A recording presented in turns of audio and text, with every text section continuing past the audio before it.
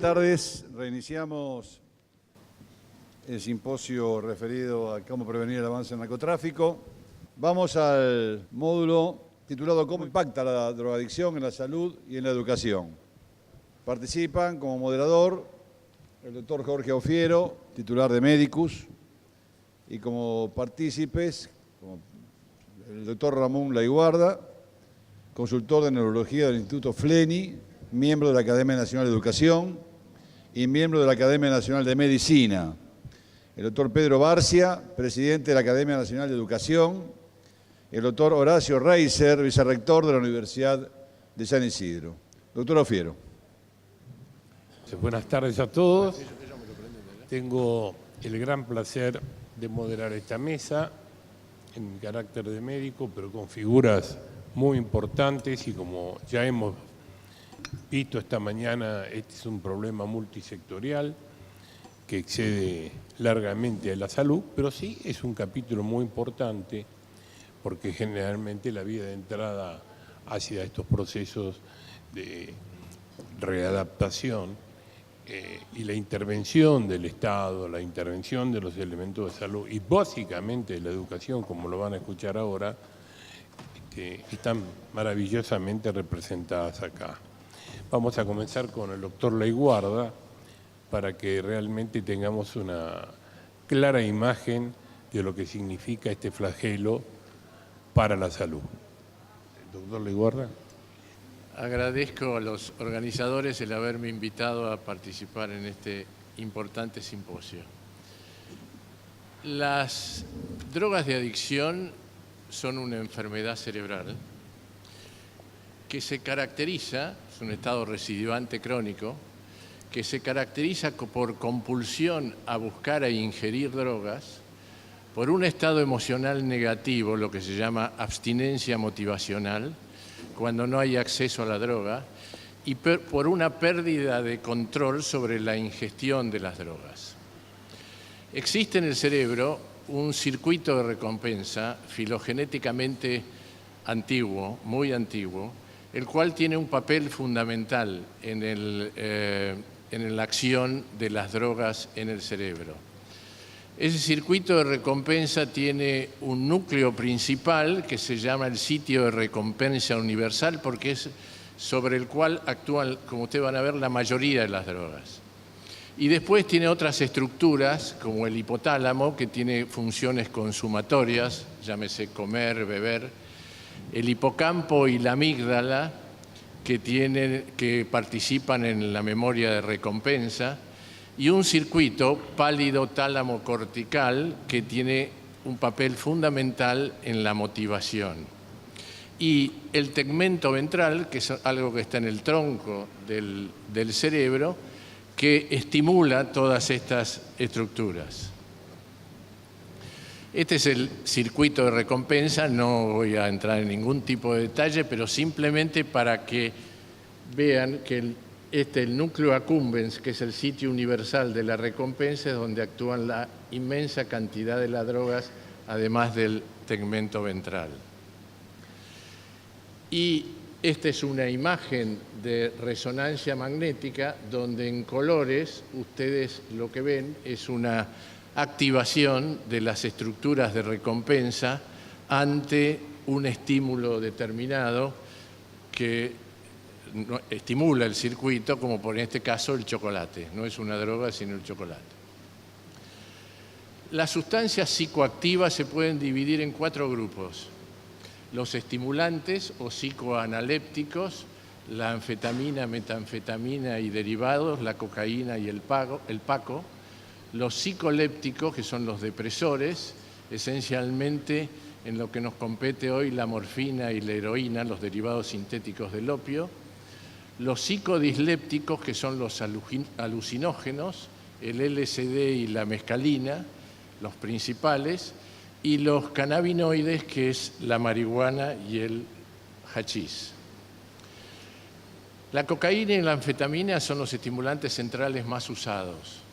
Las manifestaciones clínicas, lo que causan cuando uno las ingiere o las inhala, es euforia, suprimen el hambre, revierten la fatiga y aumentan la actividad psicomotora. pero la intoxicación causa una serie de efectos como hipertensión arterial, taquicardia, aumento de la transpiración, euforia, psicosis, convulsiones, etc. Y la abstinencia, los fenómenos opuestos: caída del pulso, lentitud en los movimientos, exceso de sueño y depresión. Las complicaciones neurológicas más severas de la cocaína o de la anfetamina son las hemorragias intracerebrales, ya sea dentro del parénquima cerebral o por fuera en los espacios subaracnoideos. Y esto se debe a dos fenómenos: o a crisis de hipertensión arterial o a vasculitis. En esta imagen lo que les muestro son las arterias cerebrales irregulares como consecuencia de la vasculitis inducida por cocaína. Los estimulantes centrales, el paco y el crack. El crack se usa en Estados Unidos y en Europa. El paco, como ustedes saben, es el más usado en América del Sur y en nuestro país. Es la cocaína base, el alcaloide base de la cocaína más bicarbonato. Y tiene un efecto euforizante que va desapareciendo con el consumo crónico. La intoxicación aguda produce temblor, también convulsiones, pero sobre todo paranoia, alucinaciones, agresividad y violencia. De ahí a la tendencia a la delincuencia y a lo fácil que matan estos sujetos adictos cuando están bajo la influencia del paco. Existe un síndrome disfórico, es decir, un estado de malestar preconsumo, que se caracteriza por trastornos crónicos neurocognitivos, es decir, trastornos de atención, de memoria, de pensamiento, de abstracción, etcétera, por inquietud psicomotora, dolor abdominal, trastornos respiratorios y pérdida de peso. La pérdida de peso es un indicador del tiempo, de la cronicidad y de la cantidad de paco que consumen. Por último, la marihuana es el paso previo a la adicción a otras drogas.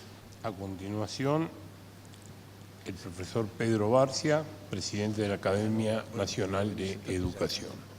Muchas gracias, buenas tardes a todos.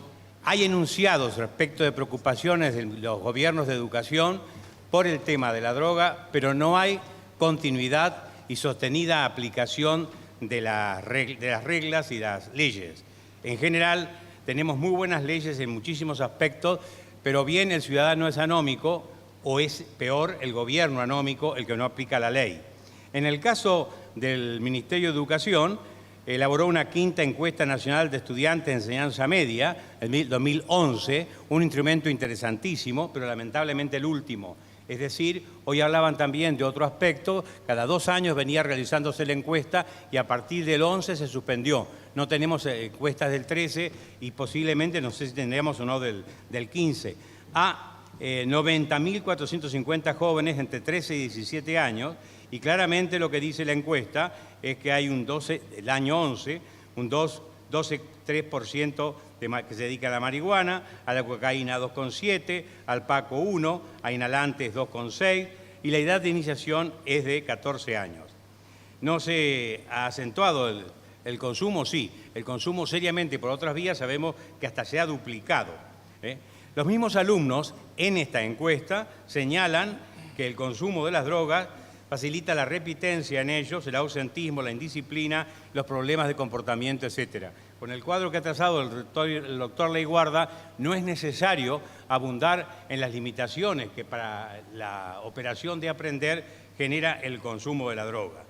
También es cierto que esta encuesta nos dice que el entorno social del grupo, de la pequeña tribu a que pertenece el muchacho, facilita en un 35% el consumo.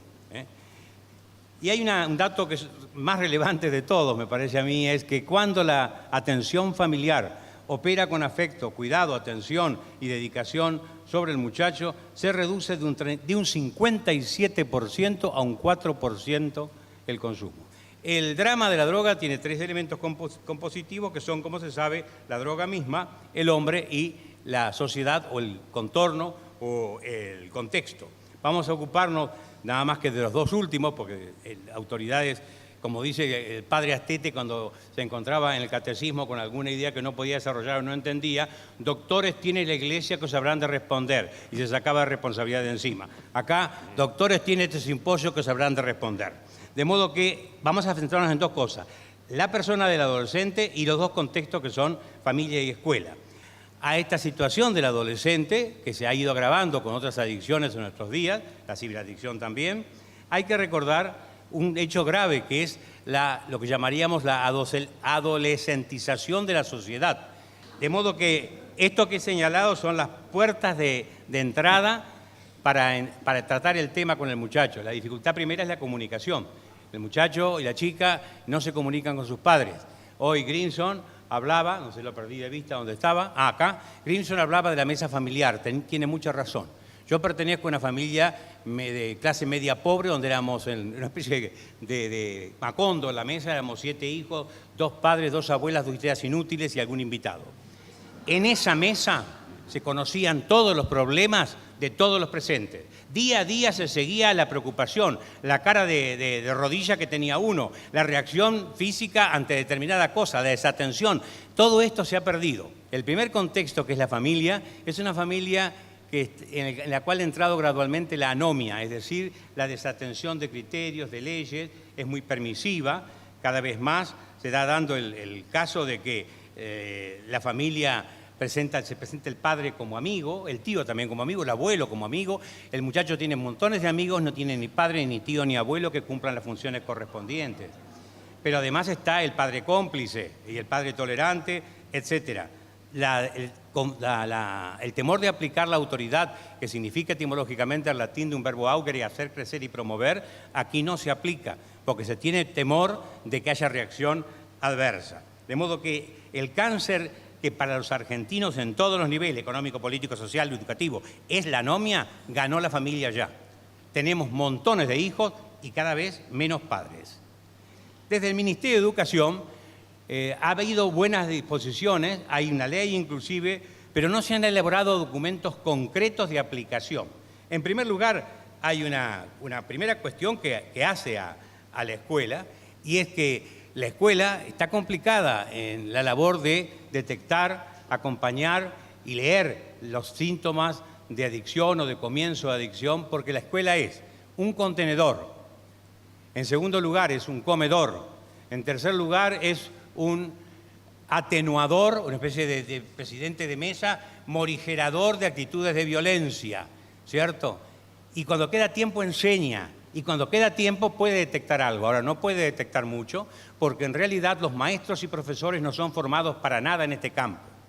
No existe en el Instituto de Formación Docente, que es una excelente creación de la Ley de Educación Nacional, ninguna disposición, ni una línea que hable que los contenidos de formación de los docentes tienen que estar el problema de la prevención y de los 3 niveles que voy a hablar enseguida, de la prevención de la drogadicción. Sí, en cambio, en el Plan Educativo Nacional de 2014-2016 aparece como un punto para primaria y secundaria, pero es inútil que esto aparezca allí si los maestros no son formados en esta capacidad. Y estamos manejándonos entonces con 2 rasgos propios del argentino, la improvisación y el masomenismo. Aquí hay que empezar con la prevención en 3 niveles, diría yo, en el punto de vista de la escuela. En primer lugar, la educación para la salud, el estimular la vida sana, eso sería aplicable a inicial, primaria y secundaria. En segundo lugar, después explicito cada una, la educación formadora de la persona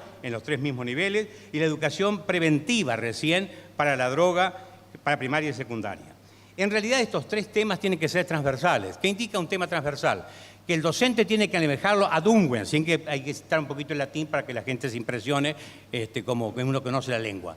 Hay que manejar así para que cuando venga el momento determinado y la pregunta oportuna, usted inserte el tema. Muchas gracias, doctor Barcia. Y ahora los dejo con el doctor Horacio Reiser, vicerrector de la Universidad de San Isidro.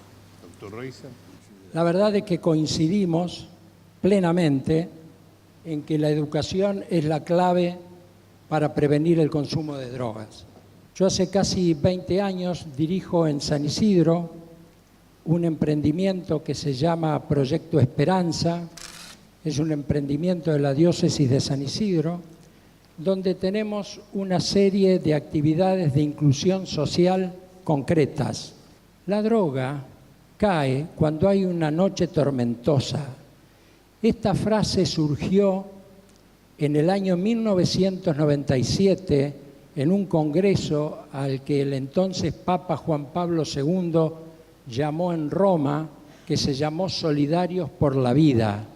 Le habían pedido al Papa en esos momentos que hiciera algo porque ya, escuchen bien, 1997 el mundo no sabía cómo parar el incremento del consumo de drogas. ¿Cómo es el problema de las drogas?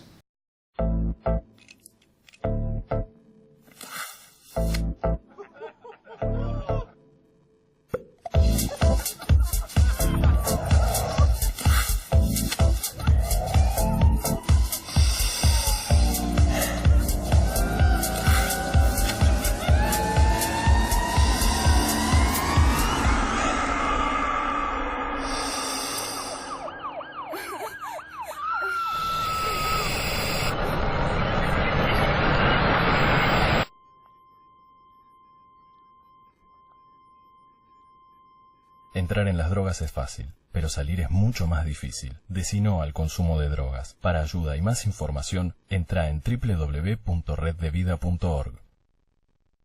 Es un mensaje del Consejo Publicitario Argentino. Es una enfermedad, pero no es una enfermedad cualquiera, es una enfermedad psico, social y espiritual. Y en la ley 26586, que es la Ley de Educación para la Prevención de las Adicciones en todo el sistema escolar de la Argentina, así está definida. Es una enfermedad compleja. Es esta sociedad que presenta modelos distorsionados sobre el sentido de la vida, ¿no? Con rasgos hedonistas, consumistas, idealistas, exististas, ¿no? Es la sociedad del todo bien. ¿Ustedes vieron algún saludo más común en estos días cuando se encuentran dos personas? ¿Cómo estás? Todo bien, todo bien. Y los más afectados son los jóvenes y los adolescentes que ingresan a esta cultura de lo quiero ya y sin esfuerzo. Es este chasquido. Estamos ante una verdadera pandemia que afecta fundamentalmente a jóvenes y adolescentes, agravada por una alarmante tolerancia social. ¿Ustedes saben lo que pasa cuando aumenta la tolerancia social? Lo primero que ocurre es que disminuye la percepción del riesgo, y cuando disminuye la percepción del riesgo, automáticamente aumenta el consumo. Nosotros en la Universidad de San Isidro tenemos un centro de extensión universitaria en el Bajo Bulón, una zona muy compleja de San Isidro. Y allí se dio el primer curso formal que se ha hecho en el país, que lo dimos con el padre Pepe y otros curas de las villas, de desarrollo de centros barriales. 35 personas se capacitaron en ese centro de extensión. Y este sábado próximo abrimos el segundo centro de extensión universitaria en La Cava, con un seminario de educación en contextos de pobreza. Vamos a continuar, pero supongo que la autoridad va a dar algún tiempo de recuperación porque realmente nos han hurtado algunos minutos. Tenemos varias preguntas. Adelante. Y repita la ¿Cuál pregunta. es la dosis inocua que se puede inhalar de cocaína? Ninguna. Breve. La segunda, ¿qué opinión tiene con respecto a los que opinan que la marihuana no produce daños a los consumidores? Un disparate. Terminé la respuesta. ¿Por qué en estos años aumentó el consumo de drogas? Bueno, creo que lo hemos venido comentando a lo largo de todo el panel. ¿Se acuerdan cuando hablábamos y decíamos de que la droga no es como un rayo que cae en una noche tormentosa, en una noche luminosa y estrellada, perdón, sino que es un rayo que cae en una noche tormentosa. Y la noche tormentosa está producida por todos estos aspectos que estamos mencionando, ¿no? Cuando tenemos una sociedad facilista, hedonista, consumista, individualista, donde el esfuerzo y el sacrificio no son valores que deben ser trabajados, cuando los padres a los chicos no le ponen límites, ¿no? Porque pareciera que todo debe ser permisivo. Y eso es terrible, como ustedes saben, porque el chico después se va a encontrar con los límites que la vida le plantea y no va a estar preparado para enfrentarlas. Por eso es que decimos con tanto énfasis que la educación es la clave para prevenir el consumo y que esto empieza en la familia. Y me atrevo a decirles de que esto no es una teoría. En este emprendimiento que nosotros tenemos en el Bajo Bulón, en San Isidro, tenemos un colegio que se llama Plácido Marín.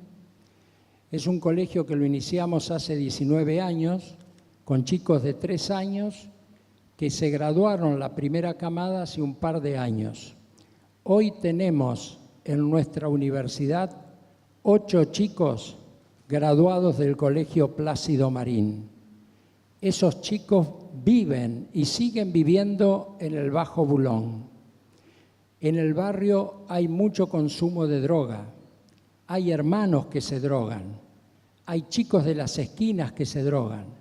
Esos chicos no se drogan, hoy estudian Derecho, Sistemas, Administración. ¿Vieron que vale la pena? Señores, se nos acabó el tiempo. Muchísimas gracias a los tres. Jorge cierra la mesa. Jorge Aufiero cierra la mesa. Yo simplemente agradecerles a todos ustedes porque realmente hemos gozado y felicitar a los panelistas realmente de un momento muy, muy importante, porque si ustedes visualizan el problema, salvo las expresiones del doctor Masuero y el doctor Intrao en esa síntesis que hicieron, que hacemos con la plata en un cuarto, como decía Masuero, o que es un problema económico y para pegar por abajo de la línea de flotación hay que hundir el barco liquidando la ruta del dinero, que es lo que van a escuchar en el próximo seminario. El problema absolutamente de la drogodependencia es un problema social. La aproximación al tema no solo debe ser multidisciplinaria, sino también multisectorial. Salud, la primera aproximación, la educación, la base, la columna de todo el sistema, más los poderes del Estado.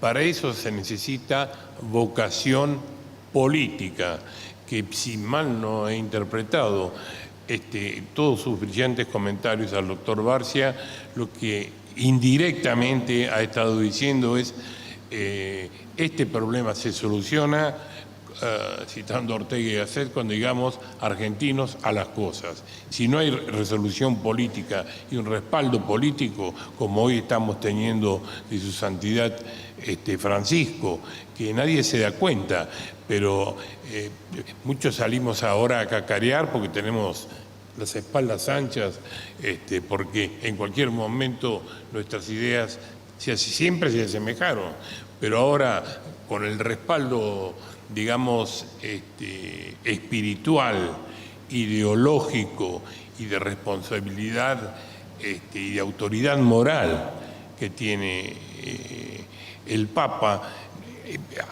va a lanzar una serie de enormes proyectos, uno de los cuales es y que tuvimos el privilegio de compartir con Marconi Masuero, que no lo vi, ahí está, en ese sentido.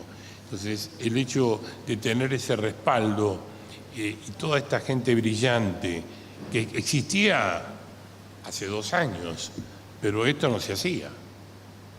Así que esto tiene un motorcito y anda por ahí dando vueltas. Y no solamente esto. Bueno, nosotros humildemente vamos a hacer lo que sabemos, el resto que haga lo que corresponde. Pero le dejo una última conclusión, una conclusión de esperanza. Se me ocurrió anoche. ¿Vieron lo que pasó con el cigarrillo? Vieron que de a poco, aunque fue incoherente la educación, de a poco los medios de comunicación lo empezaron a ver mal, lo empezaron a hacer notar, empezó a aprender en la gente, y los que somos ya entrados en años, sabemos que antes íbamos a comer y yo sacaba un cigarrillo, le tiraba acá al amigo, lo hacía fumar. Y hoy en día, ustedes están con las mismas personas pobres las que siguen fumando, yo logré dejar, y simplemente estando en una casa de familia, aunque sea un espacio, che, acá no, entonces se va al jardín, etcétera, etcétera. Tenemos que lograr lo mismo. Y también hay intereses económicos en el cigarrillo, ¿eh? En la industria armamentista hay intereses económicos, en el cigarrillo hay intereses económicos, y acá hoy muy bien nuestro invitado, el profesor Intrago, lo dejó ver con claridad meridiana. Así que el camino ya está. Ahora lo que falta, el conocimiento lo tenemos, falta la decisión política.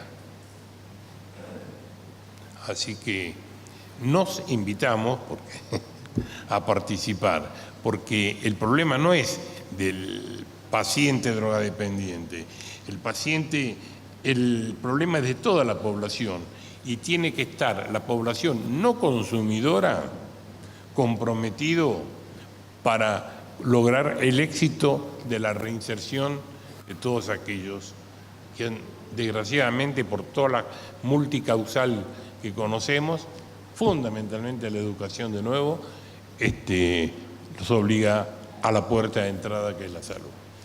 Bueno, muchas gracias por todo.